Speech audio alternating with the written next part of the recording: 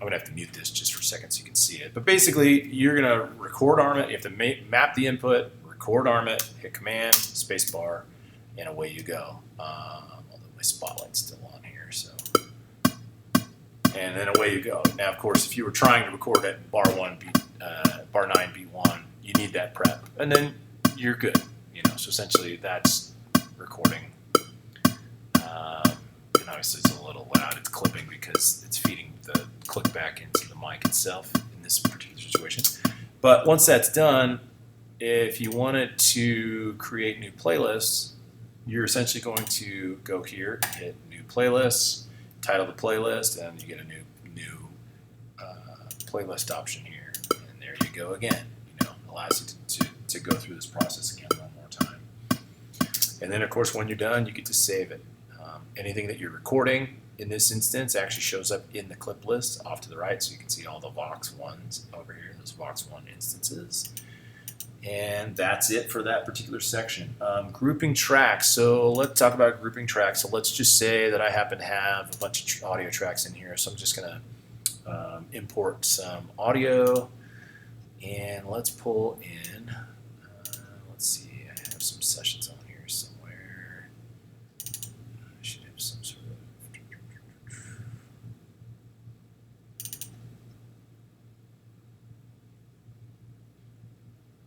okay.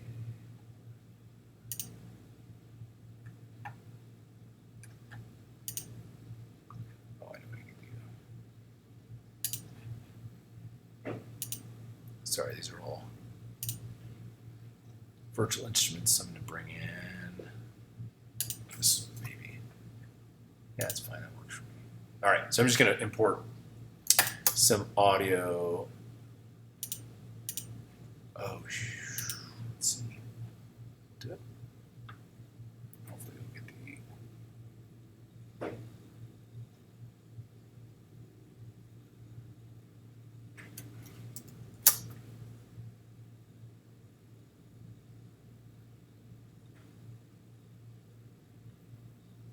Okay, there we go.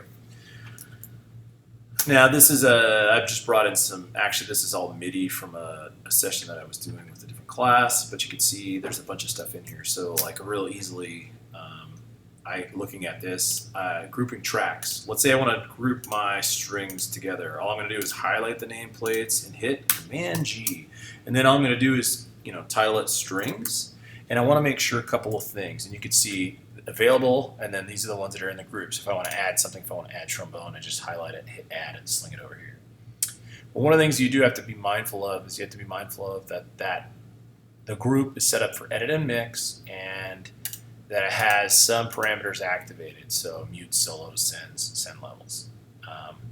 On our systems, there's another tab and page that allows us to map out globals. But for the most part, that's all you really need to know about that. So if you want, if I wanted to go in and bring in the brass as a group, I'll just highlight those tracks by the nameplates, hit Command G, call them brass, make sure my settings are all set and good to go, and then there you go. And by grouping them, now we have control of them as a group, right? So strings, brass, and we can automate things like plugins, plugin sends, all that kind of stuff. We did just cover using playlists, but I'm going to go back to it for you so you can see it one more time. Let's just say we go back to this viola. Let's take a look at this viola part we have right here. We could do a couple of different things with the playlist, and it's not the same as duplicating a track. If I want to duplicate the track, I go up to track and hit duplicate. But if I'm making a new playlist that resides on the same track, I'm going to go ahead and hit new so I have a clean slate. And you might want to retitle it. Sometimes I like to just keep the extensions. Sometimes you may want to say, call it, take one or take two. But when you open up this list here, all of a sudden you have access to these right here. And if, let's say you just did a bunch of these, so let's say we did some more new. I'm going to make some more new. And then I went back to the original and duplicated that a couple times just to show you how this works. If you, in your track view selector, you can actually tell it to view these playlists. And actually, unfortunately, I'm in the MIDI view, so I can't see it that way. But if it was in audio, we can make it quick. Oh, I don't have any audio in here at all except for this guy. let's say we did it with this guy. Then I can actually switch to the playlist view, and I can see each of my playlists as part of, you know, how they correlate with the original. So you can see the, you know, each of these playlists down here. And this is where before, like when we were making comp tracks, you could just go in and hit new, and if you're like, oh, I just want to make a Vox comp, which is compiling all of what you have into one sweet, awesome take, you can literally highlight. I'm just going to go to slip. You can highlight these sections, and if you hit the up, throws it up into the main playlist, the one that's active right now. And the only one that will actually audibly play is the one that's up here, this playlist right here, even though you can see these other ones. In order to actually listen to these other ones, you actually have to hit the solo button down below. You know, but that's the majority of what we're talking about when we're talking about using playlists. If we then go on and move on to the next thing and insert plugin, inserting plugins happens in the mix window. And you can see in the inserts, you see inserts bank A through E. If you're not seeing them, there's actually a view toggle, this view menu that you see for the mix window. And you can actually activate inserts A through E or F through J. That also is viewable from, if you go to view and you go to mix window views, you can activate that there as well. But now you can see that it's open currently, inserts A through E, and you can just open this up and select the plugin. So let's just say we decided, oh, we want the BF76 on this mic plugin, or this mic, I'm sorry, and then you can see this is a basic compressor plugin. That's all you have to do to know to understand about inserting the plugins. The next thing we talk about here in the next topic is Audio Suite. The difference between Audio Suite and the plugin is a plugin actually runs live, where what you're going to do with Audio Suite is you're going to actually put it to print. And so that's the major difference. So in Audio Suite, you actually can click in Audio Suite and choose, let's say we chose an EQ to put on this track. We'll preview it.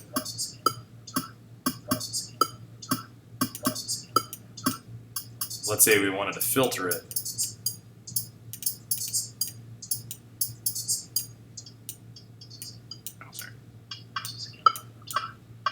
And then if we hit render, it literally gets printed onto the track like that, which means that this one clip actually gets printed with that on it.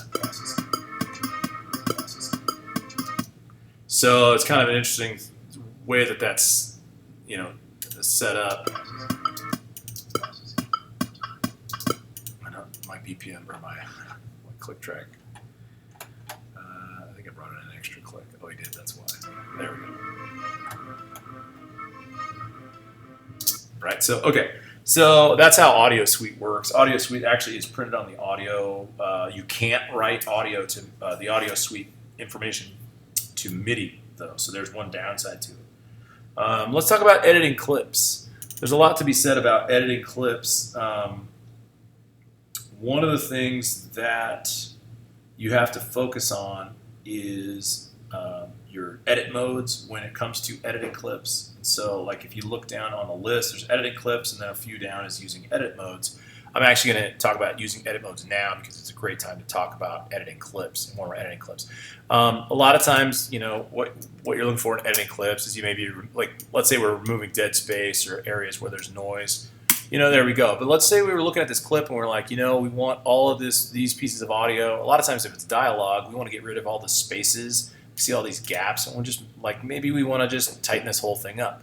So in slip mode, which is the mode that we normally use because it allows us to go anywhere we want inside the clip, if we start in slip, what we get to do here is if we're like, you know what, I want this clip to be essentially brought to all the way to where this clip ends.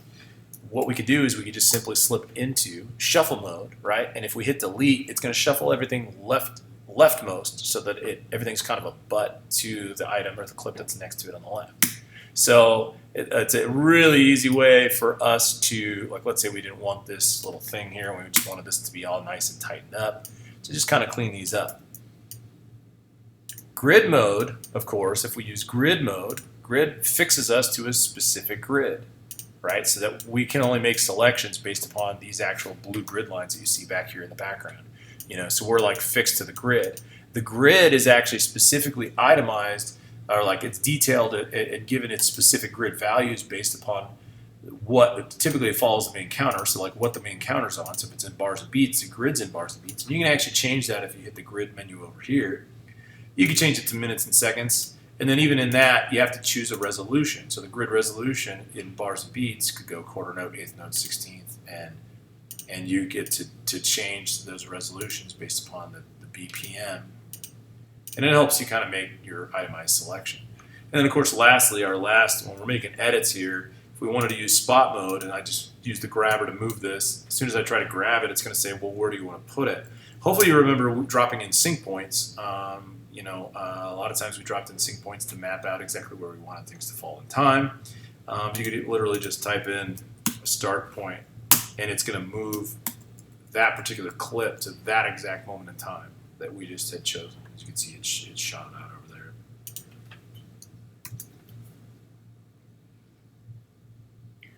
Renaming tracks, we did that already, kind of. Renaming tracks is a really simple process. All you have to do is double-click the nameplate and put a name in.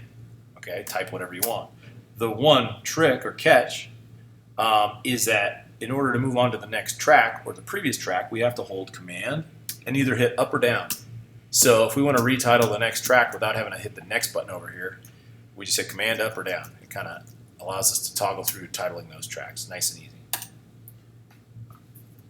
Routing tracks. Okay, so I'm going to move into the mix window. Routing is usually more easily handled in the mix window. A lot of times, this edit window right now has a bunch of stuff up here that I don't prefer to see because it's a waste of real estate. So I'm going to minimize it so the I/O's out of the way. Because otherwise, I like to see more of the clips in here instead of having to deal with the routing. I deal with the routing over here. But if we moved over to the routing, this is your input on each track, whether it's audio or this is an instrument track, so this is still routing audio. Or your buses, you're looking at input, and notice it says from the interface or from a bus, and then output from out of an interface or out of a bus. Buses are internal. These normal outputs, inputs are external. So, but input, output, makes sense. Not too bad, nothing too difficult. So of course you can route things to, in a certain way. A couple tricks to routing: if you hold Shift and you hold Shift plus Option, it'll route. Let's say I wanted all these inputs routed to this particular track. It's going to route all that information to that you chose to that group. The only reason I didn't do that is because that's an aux track. I didn't catch that. The other thing you could do is you could also cascade. We haven't done this in a while, but if you hold Shift and then you hold Shift, Option, Command, and then go choose a routing, what it'll do, although we didn't have anything to cascade. Let's say I do it. I'll do it bus input instead. Again, I shift click and select them all, and then hold Shift, Option, Command, and then choose the first of an item on a list, and it cascades them so that they go 7, 8, 9, 10, 11, 12, 13, 14. The other thing I could do is if I wanted everybody to have the same thing, I could hold Option, and it would do to all whatever I choose from there in terms of routing. Duplicating and deleting tracks is a fairly simple process. All you have to do there is make sure you have the track that you want duplicated or deleted, highlighted, and then go to Track and hit either duplicate or delete. Now, delete's an easy process because you hit delete and hit OK. But if you wanted to, you could hit duplicate, and the duplicate actually has a menu to choose from. Depends on what you want to do. It'll actually give you the number of duplicates that you want. So it depends on how many tracks of it, how many copies of it you want. But then there's a couple things you can choose from. Do you want the active playlist to be duplicated, or do you want the alternate playlist to be duplicated? Do you want automation, inserts, sends, and group assignments to all be duplicated? And do you want it inserted after the last track? And that's just dependent upon whatever situation you're in. In our class, we've done variations of both. Although I didn't mean to duplicate that, but of course I did. And now that I have my duplicates that I don't want, I can delete them. And bam, done. That's pretty simple. Using the clip gain.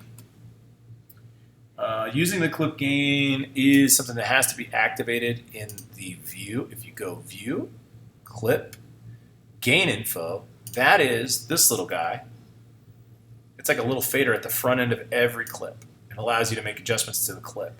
So if you had multiple clips, so let's just say, like up here, it's actually quite beneficial when you're comping playlists. If you're like, this is all really strong, but this little guy's a little too small, or he didn't have much going for him, we may need to turn him up. You can see that, unfortunately, because we're not zoomed in enough, we don't have one on there, so we have to zoom in. Once we zoom in there, we can just make it as loud as everybody else, right? There's another way to do this in a clip line fashion. If we go to View, Clip, Gain Line, this actually gives us breakpoint moves just like automation, so that inside of the clip we can make different changes to different sections. I like using this to automate certain things that, like in dialogue or in vocals, that I don't like a little bit of the breathing or a little bit of lispiness, or maybe just one thing was a little too loud. Maybe I want to even this out so it's a little more like everything else, or maybe like this peak got a little too exuberant. Let me just pull this area down a little bit more. And then, of course, if you wanted to, you could use your pencil tool instead, and it'll cross over these clips. You could do whatever you want. It's in order to make that whole thing happen. But it's written onto the clip. Which the beauty of it being written onto the clip, it's a little different. Is that when the clip goes away, when you bring back the clip, it'll still have it on here. So, like if you pulled it off and deleted it, and then you pulled it back out of the clip list, it'll still have that. Or this is that highlighted clip when we bring it over here. Like, let's say I wanted to make copies of this. I'm just pulling the same clip. See how the gain info is all still there? Of course, that one's a dud because it didn't have gain info. But it allows you to have that information stay on the clip inside of the session. Now, this brings us to automation. Automation, of course, is a lot like what you're seeing here with that clip gain line, except you have to switch the track view selector to something that does automation. So either volume, mute, or pan is a good start. Volume automation, of course, a lot of times the easy way to do it is to just use the grabber and you make breakpoints. A lot of times you have to pin what you're doing. So like if you don't want anything to the left to move or anything to the right to move, pin it by dropping 2 of these, and then you can move whatever's in the middle. Does that make sense? Otherwise, if the first move that you made was just putting one breakpoint there and pulling it, it changes everybody, the whole line across. The other thing you could do, another thing that I like, is if you're only going to make an adjustment to one area and you know what area that is, you could highlight the area, use the trimmer tool, and it's going to hover over top of that volume line, and you can just pull it up or pull it down. So that's one easy way to do it as well. Another way to write your automation is the pencil tool. Now, the pencil tool offers us a couple options. You could just freehand it.